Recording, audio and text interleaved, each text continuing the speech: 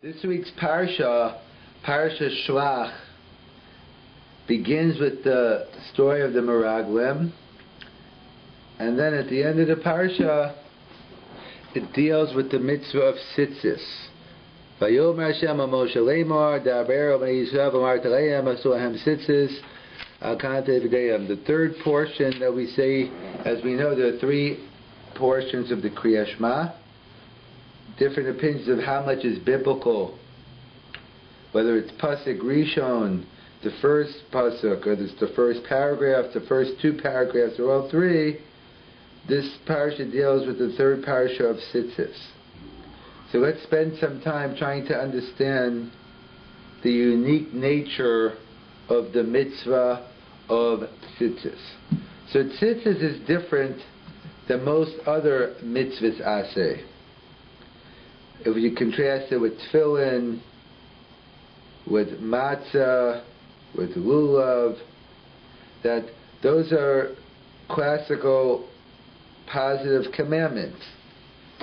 What I mean is classical is every morning, bar yantif, or Shabbos, one is obligated to put on tefillin, or on Sukkot, one is obligated to shake the lulav, or on matzah, one is obligated to eat the matzah. However, although tzitzis is a biblical mitzvah, as we just read, it's unique in its nature in the fact that it's only a conditional mitzvah. What I mean a conditional mitzvah is, strictly speaking, if you're wearing a four-cornered garment, then you're obligated in the mitzvah of tzitzis. But if I'm not wearing a four-cornered garment, I am exempt from the mitzvah of tzitzis. That being said, there's a Gemara in Menachos about katina, tzitzis mata'elav.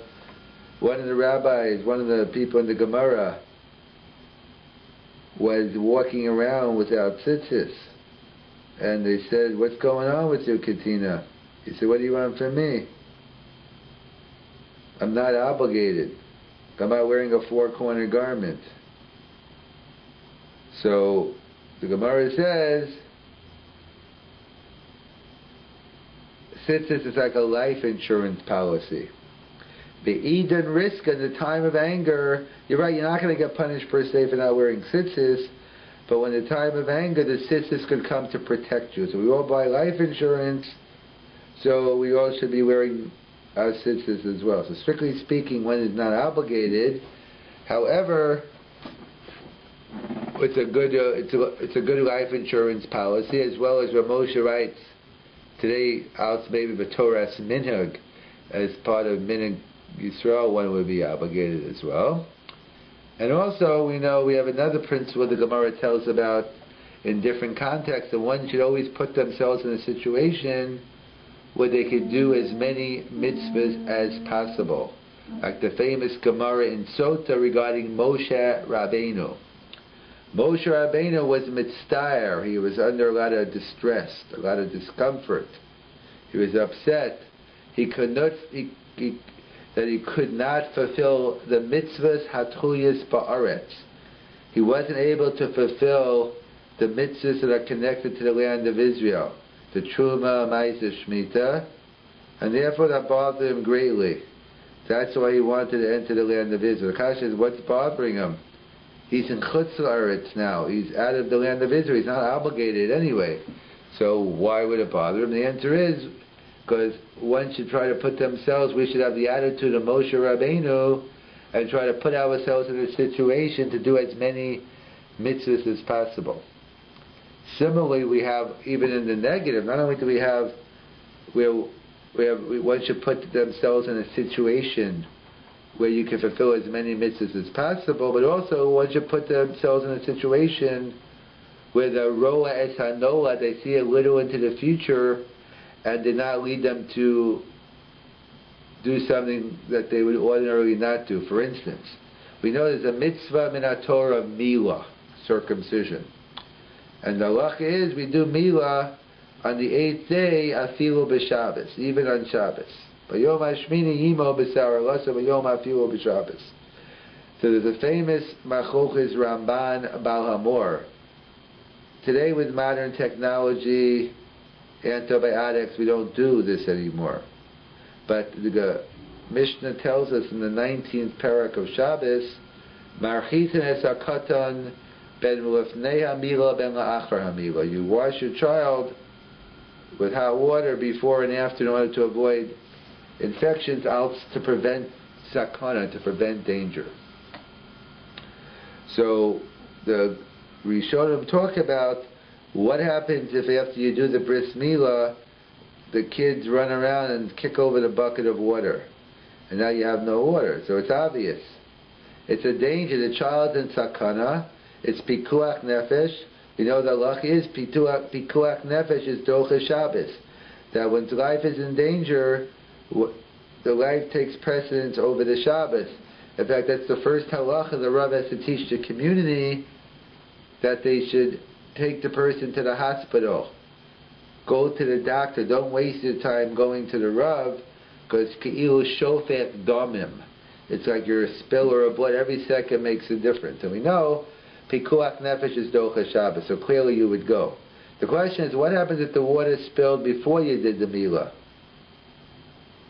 You already put the milah on, you put the water on before, and now you're about to do the milah, the water you're going to use after got knocked over. So the question is, do I go ahead and do the bris milah now, even though I know it's going to cause me to go rein chilul Shabbos, to cause me to heat up hot water on Shabbos? Of course, I wouldn't be machal Shabbos because it's danger, but it's something I wouldn't ordinarily do if not for this situation. So that's the machlokes Ramban Bal Hamor.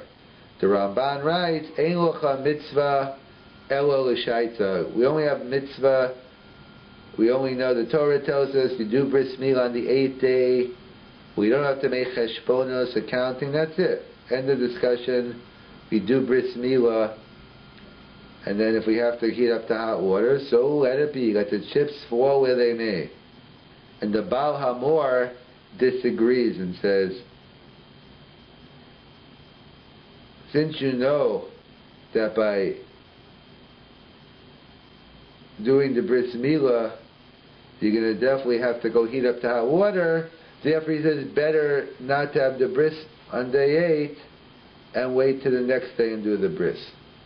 So we see, according to the Baal Hamor, and that's the way we paskin, we follow the opinion of the Baal Hamor, we see that even though we normally do a bris on day 8, but if it's going to cause us to lead us to chilul Shabbos, so then we don't do it. Like, it's the same principle in the reverse, as we said. It's like you have to keep yourself away from goreim any type of aveira to cause you to do any additional aveira. So too, on the positive side, you have to try to do as many mitzvahs as possible. And in fact, along those lines, there's a similar dispute. I think it's a Noda Yehuda, the Shelach, and the Minchas Chinuch. The halacha is that whoever is derech rechoka, whoever is a certain distance away, is exempt from the pet korban Pesach. The question is, can you go ahead and put yourself in a situation where you won't have to bring the korban Pesach? So everyone agrees it's not the ideal. The question is, how bad is it? How much of an obligation? So we see, according to some achronim, that one is obligated to put themselves in a situation. They can't dafka go a distance to the derech rechoka to exempt themselves from the mitzvah. Because you always have to put yourself in a situation where you can do as many mitzvahs as possible. In fact, that's what the Pesach Sheni is all about. Pesach Sheni that we read about in last week's portion is for those, as the question in the Hasidic Shesfarim they ask, how come we have a Pesach Sheni? We don't have a lulav Sheni, we don't have a matzah Sheni, we don't have a shofar Sheni. So in the Hasidic Shesfarim said because they asked. And the Mustahaskel is obvious. Sometimes you have to ask for things. But getting back, we see that why did they ask? Because they were so upset that they couldn't do Pesach Rishon. They could have said, well, big deal. we got tame, we were defiled, we were derech rechoka. I don't have to feel bad about it. It was out of my control. But no, the Pesach Sheni people ask God, no, please, is there any way I can make it up? We usually only have this halacha by tefillah. We have the halacha of tashlum, and if you miss shacharis, you can make it up at mincha. If you miss mincha, you can make it up at ma'ariv. If you miss ma'ariv, you can make it up at shacharis. And we pass, and you only can make up to the next tefillah. So only if you usually find out by tefillah. But Pesach Sheni is an exception to the rule because they had ratzon. It was Magala, the ratzon is they wanted to do it. And that's the attitude of the Pesach Sheni Yidin, the attitude of Moshe Rabbeinu. We have to try to put ourselves in a situation where we could fulfill as many mitzvahs as possible. And that's what the mitzvah of tzitzis. Tzitzis is a biblical mitzvah, but it's conditional. Strictly speaking, if you're not wearing a four-cornered garment, you're not obligated. It's true you're not obligated, but it's a life insurance policy, it's a minhag. One has to strive to do everything in their power to put themselves in a situation where they can fulfill as many mitzvahs as possible. So even though the mitzvah of tzitzis is conditional, one should do everything they can to try to wear a four-cornered garment. It's also different. It could be also in the olden days where they actually had four-cornered garments. So he was actively trying to circumvent it, like turning it from a four-cornered garment to a three. Today it's a little different that we don't actually wear four-cornered garments, but nevertheless, the minhag Yisrael is to put yourself in a situation where you can fulfill as many mitzvahs as possible. So a little bit more on some general halachas of the mitzvah of tzitzis. So there are a couple of major disputes regarding this mitzvah. One is, what type of beged, what type of garment is obligated? We said there's a mitzvah in our Torah to put tzitzis on our four-cornered garment. Does the material make a difference, what it is? So the Yerushalmi writes that to be considered a beged, a garment, biblically it has to be beged o pishton. It's either got to be wool or linen. And actually it's a machlokas in the Bavli, machlokas Amoram, and it comes out actually it's a machlokas Machaber Ramah, which is a machlokas Ashkenaz Sfardim. That the psak of the Machaber is that to fulfill your mitzvah in our Torah of tzitzis, one has to wear a beged of wool or linen. But shar begadim, cotton or other begadim, it's only a mitzvah midrabanan. And the Ramah paskins the other way. The Ramah paskins afilu al shar begadim, even cotton, even if it's not wool and linen, one is obligated in our Torah to put on tzitzis. So, and there's a major nafkamina is, can I wear a four-cornered cotton garment lechatchila? So, if you're the Machaber, if you're Sephardi, you have to put on, or you should strive to put on a wool garment because in fulfillment of your mitzvah in our Torah. If you're like the Ramah, if you're the Bnei Ashkenaz, a cotton garment does the trick. You are fulfilling your mitzvah in our Torah, and hence it's okay. In fact, it's a famous shita Baal HaMor. The Baal HaMor sheet is that if you don't, since we don't have tchelis today, which is a separate discussion, do we have tchelis today or not? But since we don't have tchelis, no one says you have tchelis today that you put wool and linen together. The Baal HaMor says, since we don't have tchelis today, there is no mitzvah of tzitzis at all. We don't paskin that way, even though I'd say most Jews follow that opinion. However, we paskin, it's a machlokas, we paskin, you're still chayiv in the mitzvah of tzitzis. A machlokas, Machaber Ramah, Sfardim Ashkenaz, whether you're obligated to wear a four-cornered wool garment or a four-cornered cotton garment will do. So even though, when usually, even though it's not a machlokas, we have a achra, but usually, especially in Bnei Brak or the Chazon Ish, others will usually be machmir on a mitzvah in our Torah, you go with the wool. Yet the minhag seems to be in Bnei Brak and other places that for the talis katan, many wear a talis katan made out of cotton. In fact, they say that was the Grush shita. So why is it? Why over here aren't they makbid, aren't they meticulous in order to go with the strict opinion? Because everyone agrees, even the Ramah agrees, if you wear a wool garment, you get the mitzvah in the Torah. So there's no risk involved. So why do they wear a cotton? So the Gra, so they give different answers within the Gra. Some point out it's nothing to do with the mitzvah of tzitzis, it's a chumrah in the hilchah shatnez. We know the prohibition of shatnez is mixing wool and linen. It has to be intertwined. But if you have one on top of the other, technically speaking, it's okay. So apparently the minhag during the Gra's time was they used to wear linen shirts, so he didn't want to put a wool talus on top of it. So therefore he put a cotton talus cotton. So it seems to be a chumrah in Hilchos Shabbos. Today it wouldn't necessarily apply then because we have many other shirts besides linen. Another answer given is, we know some have a minhag. Rav Scheinberg wears many pairs of tzitzis, and some have a minhag of wearing talis and tefillin all day. So some point out that the Gra's minhag was to wear his talis gadol all day. So he's wearing his talis gadol all day, so therefore he fulfilled his mitzvah and Torah with the talis gadol. And he wanted to makayim the mitzvah d'Rabbanan of Khan, so therefore that's why he wore a woolen talis gadol, which is the minhag, and a cotton talis katan.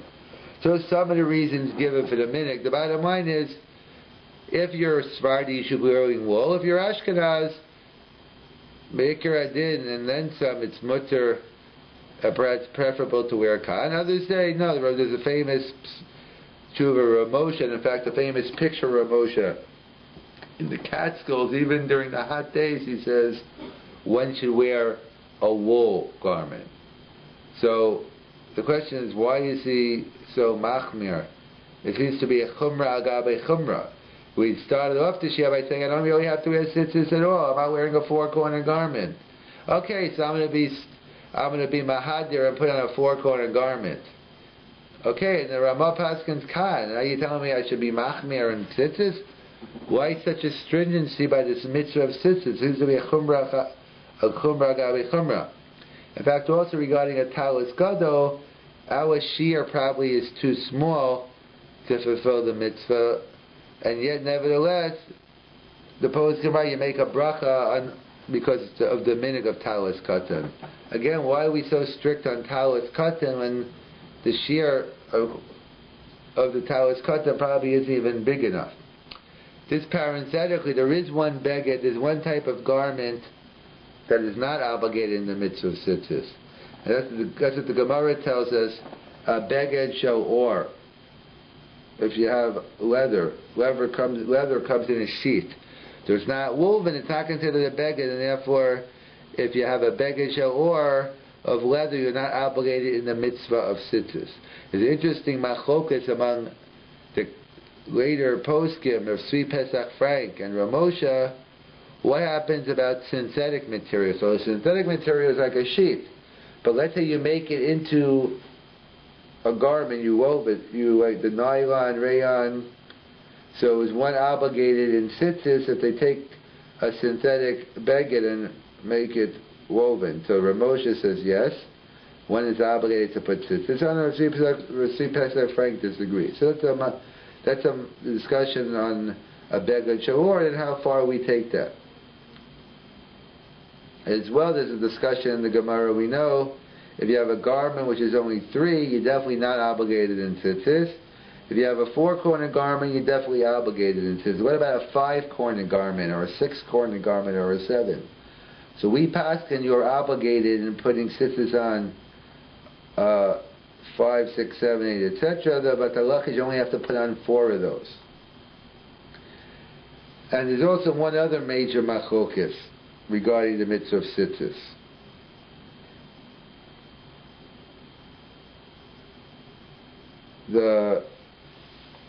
It's a famous machlokes, Rambam and the Rush. We know the halacha is that Re'isem also, and you shall see them. It's only one sheet in the Rishonim, but Shemar is that Re'isem also, seeing them means actually seeing them.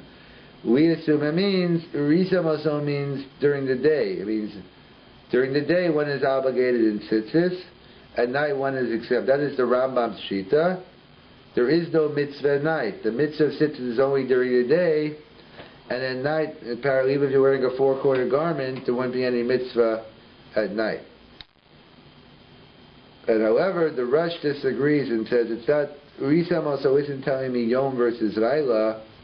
It's telling me Beged Yom versus Beged Laila. It's telling me a daytime garment is obligated in tzitzis, and a nighttime garment is exempt. It's not what time of day it is, it's what type of garment you're wearing. And therefore, as a Shiloh in the Magen Avraham, what happens if someone has a 4-quarter blanket? Would that be obligated in putting tzitzis on the 4 corners? So according to the Rush, it's a Beged Laila, so then it should be exempt. According to the Rambam, that it's a Yom versus Laila, most of us sleep past dawn, so therefore would you be obligated to put on tzitzis? So some say it's not even a Beged. And the Magen Avraham quotes, or the Mishnah Berurah quotes some chumrah about rounding it off, making it only 3 corners. Again, we see a tremendous chumrah that will, so again we point a chumrah that one should round off the woolen 4-quarter blanket if necessary. So again we have tzitzis, a conditional mitzvah. I don't have to wear it. Okay, I go ahead, I'm a hadir, I wear a 4-quarter garment, and I fulfill my mitzvah min Torah. But I fulfill with cotton. Yet Rav Moshe in every tshuva writes, Yirei Shamayim Bali Nefesh, shall wear wool. It's already a chumrah gabichem. What's the big deal about the tzitzis? What's it all about? And why did he make tzitzis optional? Why didn't he make it mandatory? So Rav Moshe just points out parenthetically a tie-in with the beginning of the Parsha Shelach, that Parsha Shelach was an act that began on their own. He didn't send them; they wanted a messenger, so he let them do it. So Parsha Shelach is something which was voluntary, and yet it turned out to be a unmitigating disaster. Tzitzis is an example which is something voluntary, and we're able to do a tremendous thing, getting closer to Hashem and fulfilling our mitzvah of tzitzis. So what is this all about? So Rav Tzadok HaKohen explains Beged from the word Begida. Because on one hand, Beged means to rebel from the word Begida.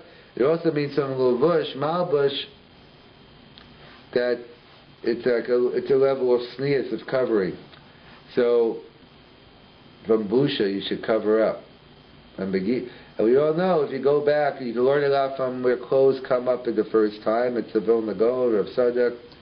So it came up by Gan Eden, by Adam HaRishon. So the Rav Tzadok explains that what is this? Does clothes teach us anything about the situation? In other words, let's say you have Group A, keeping politics aside, who they dress a certain way and they're meticulous in mitzvahs, they go to davening, they learn, etc. You have Group B, which isn't meticulous in mitzvahs, they dress a certain way. Is clothing a siman or a siba? Is clothing the cause of why they're doing this, or it's just a sign that this is the group? So the Rav Tzadok writes, clothing, ala avar is a sheker. It tells you nothing about a person's past, but perhaps it might say something where the person wants to go. Like the famous O. Henry story. That the O. Henry story, there was the brain and the brawn, the smart guy and the big muscle builder. And he came up with a great idea. He said, you know what, we'll break into a jewelry store. He'll have the big guy put on a police outfit. So when the alarm goes off, they'll think the police was already called. They'll see him walking around and we'll be able to sneak out with the money and the jewelry. So he does that. He goes in and the police officer's out there. He takes a glimpse of himself in the mirror in the store. Oh, this looks good on me. And he sees an old lady needs some help. He helps her across the street. He sees some kids needed some help, and he goes and he's really feeling good about himself. And then he sees someone climbing out of the jewelry store, and he blows his whistle, thief, thief. That's what happens when you trust the brawn guy. But the bottom line is, what is the name of the story? The clothes make the man. That it'll be, this person was far from a tzaddik, but by putting on this uniform, he felt a certain kesher. But as the commentators explain, I think I heard from Rabbi Tauber many years ago, that there's a machlokas, the Mesil Shusharim and the Chafetz Chaim, and today it's even more true, that everyone agrees you have to work on your inside and your outside. But the question of which one comes first. So the Mesil Shusharim, right, you work on your outside, you build up your outside, and eventually the inside will get worked out as well. The Chafetz Chaim says, no, today we live in a world of a lot of phonies and fakers. Work on your inside first, and then your outside will get developed. So Rav Tauber gave a nice mashal with a contemporary example. Well, it used to be we used the oven. So if you put a hamburger in an oven, so how does the oven work? First you cook the outside, and then eventually the inside gets cooked. That's the Mesil Shusharim. But the microwave, that's the Chafetz Chaim. That how does it work? It goes right down to its roots and it spreads out. So as Rav Tzadok says, it's a sheker ala avar, and it's a potential emes on the asid. And that's what the Tzitzis is telling me. It's the beged of HaKadosh Baruch Hu. Why didn't God make me wear tzitzis, like tefillin, like matzah? Because if God wanted me to wear tzitzis, He would have made me. God wants us on our own to wear tzitzis. So He wants to show that we're part of the Torah and the Taryag mitzvahs, and we want to keep the mitzvahs as well. He's not looking for someone a 9-to-5 job. He wants someone who cares about the job, cares about the business. He's not going to jump out when the bell rings or when the clock gets to 5 o'clock. He wants someone who wants to do the job, who cares. And that's why he specifically, because when it comes to clothing especially, you force someone to put on a chassid's uniform, you force someone to put on a soldier's uniform, that doesn't make him a soldier, doesn't make him a chassid. Especially when it comes to clothes, forcing someone to wear something is counterproductive. And that's what HaKadosh Baruch Hu is telling us. But Davki left the mitzvah of tzitzis, because He doesn't want us to force us to put on the beged. He wants us to want to. He wants us to be like the Pesach Sheni Yidden. They went ahead and they asked, could we miss the Pesach Rishon? Could we go ahead and fulfill do we have another opportunity to fulfill Pesach Sheni? That's the same concept of tzitzis, that we put ourselves in a situation where we could fill as many mitzvahs as possible.